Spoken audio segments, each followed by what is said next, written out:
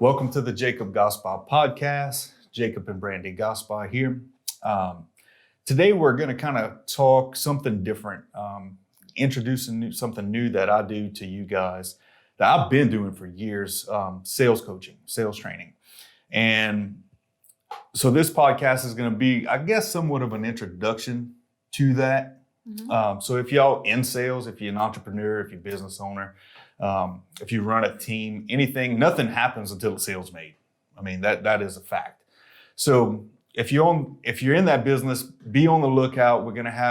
Eventually we're going to have the Sales Boss podcast coming out. Not sure when that's actually going to be. So we're working on that. But anyway, today we're going to talk about one thing that I always see clients do that it's not wrong, so to speak, but it's selling themselves short.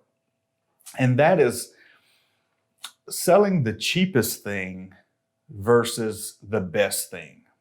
Okay, and what do I mean by that? So if I'm looking at you, I'm going to judge in my mind what you could afford or what I think you could afford, and then offer that product so I could try to make that sale. So I could try to close that deal. Okay. So you mean cheap as in? The lowest product, value, or money-wise, right? The value-wise. So like if something costs, let's just use dollars for example. If something costs $100 and I got a product that costs $1,000, and then I have one that costs $10,000, depending on what you do, what type of line, what line of work you're in, what you look like, what you drive, all these things, we pre-qualify that, and I might sell you the $1,000 product or the $100 or the $10,000. But most of the time, salespeople want to close the deal so bad that they'll offer the lowest value product just to make the sale. Right. And when in reality, I could be there for the greatest value product. Right. And most of the time, okay, so the judging comes by that look and everything that comes with it. But in reality, it's our own mindset that does that, because what's expensive for me, if I think it's too expensive, then I'm not going to offer that to you. Because you assume the other person feels the same way. Right. So that's where it starts, is in your own head. So salespeople always make that assumption first, like, oh, this is expensive, So selling life insurance, okay? So let's just look at this. If you're in a certain age bracket and you smoke, like that policy is expensive, okay? And even I think it's expensive. So when I sell that to that person and they ask me, hey, how much is that? I don't say, oh man, it's, expensive, this price. I say, let's just use this $1,000. Oh, it's it's $1,000. It's kind of expensive because you smoke. Yeah. I don't say that. Right. Say, man, this is only $1,000. Well, in reality, you don't know if I'm the smoker. Maybe I've shopped 10 other companies and their policy that I'm looking at is more expensive than the one that you have. You don't know that. So you don't know. This may be cheap to me. Exactly. So the one thing let's keep it on life insurance. The one thing that people don't understand, especially agents don't understand, is when it's expensive for smokers to you. But remember, the smoker smokes a pack, 5 packs a day. Like they're dropping coin on cigarettes. Right. And they're dropping coin on blood pressure medicine and heart medicine and all the other crap that goes with smoking. Right. So of course, they already know that they're going to pay a higher premium for the life insurance policy, right? So, but whatever product that you're selling, don't use your own judgment on what you think is expensive, because what I think is expensive is different for you, and it doesn't matter how much money I make versus what you make. It's what that person values. That's 100% true. So if you value, you can make $20,000 a year and I can make $1 million a year. But if you value something more than I do, then it's not expensive to you and it is to me. Yeah. If we would put it in terms of, let's say, buying a car, and I come to you and I want to buy a car, and you look at me and assume for whatever reason that maybe saving as much money as I possibly can is the most important thing to me. So you're going to come to me with that angle. But what I'm really there for is the safest car that money can buy. And money is no object, because safety is the most important thing to me. Right. And you're trying to sell me the cheapest product. Right. Mm-hmm. Yeah. So you can't assume. You can't assume. Like, you need to ask questions and understand what the client needs. And I'm sure keep an open mind. Oh yeah, 100%. Because remember, you're there. The whole point of you being there and being in sales is not to just close deals. You're there to add value. You're there to help. You're there to serve. I mean, right? Sales. Mm-hmm. If you go into sales with a servant's heart, man, you're going to do phenomenal, because what happens is you're not going to pre-qualify. You're not going to prejudge. You're going to actually ask questions and find out, like, what do you need? It's like if I was, selling a car. Okay, let's use that car example. And I come to you, walk in my dealership, and you're looking for a car. Right. And I see you dressed like this, and you look all nice and hot and all this stuff. So, and I'm like, okay, she needs a Corvette. Mm-hmm. Mm-hmm. But then you tell me, you only make $30,000 a year. So I'm like, okay, well, let's put you in this. I don't know, what's a cheap 2-car, like Toyota Corolla. I don't know. We're gonna put you in that. And you're like, no, I need this Infiniti X8 or whatever they call them things, something like that. So I'm not familiar with Infiniti, but because of the safety of it, right? Mm-hmm.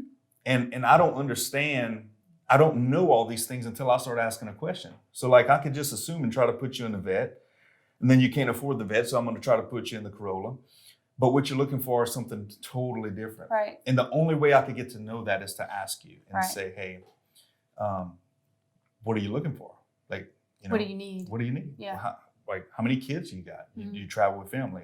And now I find out that she has, 2 twin babies and, 3 daughters and, a son that plays baseball. So I know, okay, now I know what type of vehicle she needs. And I know safety is a major concern. And I know price is not, because she don't care about watching movies and having satellite TV and a bunch of cell phones. She's worried about traveling with her kids and the safety. So that whole pre-qualifying thing is, or prejudging, is totally useless. And you'll sell yourself short every time. You will jeopardize your sales career if you do that.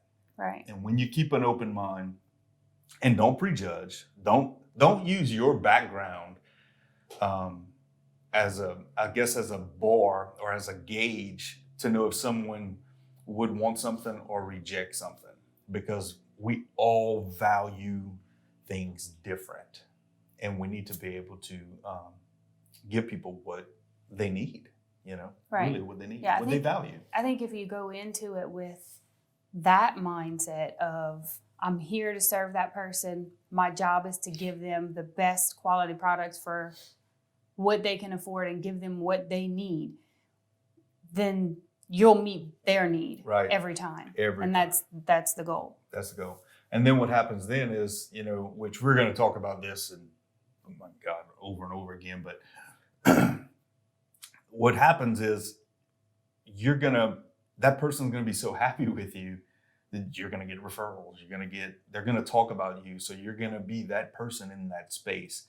And again, there's a lot to unpack with that. So we're going to unpack that later. But today I just wanted to kind of bridge what we've been doing with kind of not changing direction with this. Because listen, the Jacob Gospel podcast is going to stay. Like we're not taking away from this and all the funny stuff and the marriage stuff and the things that we do normally. I just wanted to kind of bridge that gap a little bit today, let y'all know what I was talking about. Because also this being with sales, that I guess somewhat of a limited mindset when you go into that prejudging. It could fit into everything. It fits into marriage, it fits into kids, it fits into everything. So like if I just assume what my wife needs instead of actually trying to talk to her about Figure it out, right? So it's not just in sales. So really sales is everything in life. So when you think about it that way, like for me to meet Brandy, like I had to sell her into going on a date. You know, I had to sell her first to be married. Like, you know, there was a lot of sales processes that went in with that. Right. And you know, my kids, man, kids are the best salesmen on the planet. My kids are good. You know, and listen, you take a tip from Caroline, like our 7-year-old, she don't give a shit whether you think you could afford it or not. Like, right? That's right. Like she wants what she wants. She sells what she knows you need. Like there is no prejudging nowhere. Right. Right. She assumes anyone could afford anything if the value is great enough. So yeah. Yeah, pretty much. Yeah.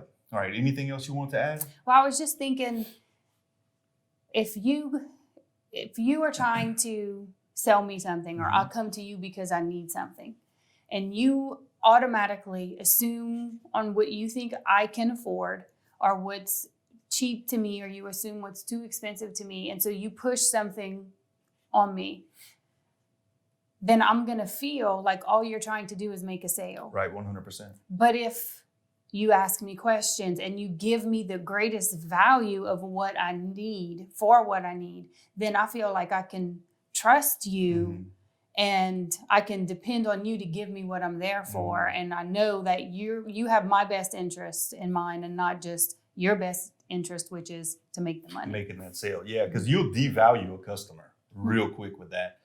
And that trust goes in a lot. So we actually have something that I call the trust factor that I teach people on. And that's like a major thing, because sales really, and especially the trust factor, it's about relationships. And I'm not talking about long drawn out relationships. I'm talking about sincere, heartfelt, I want to add value to you, and I want you to add value to me because I care about other people. And but again, there's a lot to unpack with the trust factor, but we'll get to that, and that'll definitely be on the Sales Boss podcast.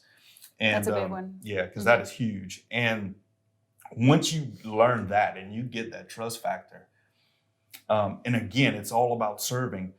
You can go anywhere you want. I mean, you can do anything you want to do. You can sell anything to anybody, and people will trust you. And when people trust you, that's it. You know? Yeah, so that's good. So so this concludes the Jacob Gospel podcast. We hope we added value to you with this. And again, look forward to the Sales Boss podcast coming out soon, probably next couple weeks for sure. And we'll like us on all podcasts and social media platforms, YouTube, Facebook, all that stuff, and everywhere else we're at. Y'all probably know more than I do. But this concludes the Jacob Gospel podcast. We love you. We'll talk to you soon.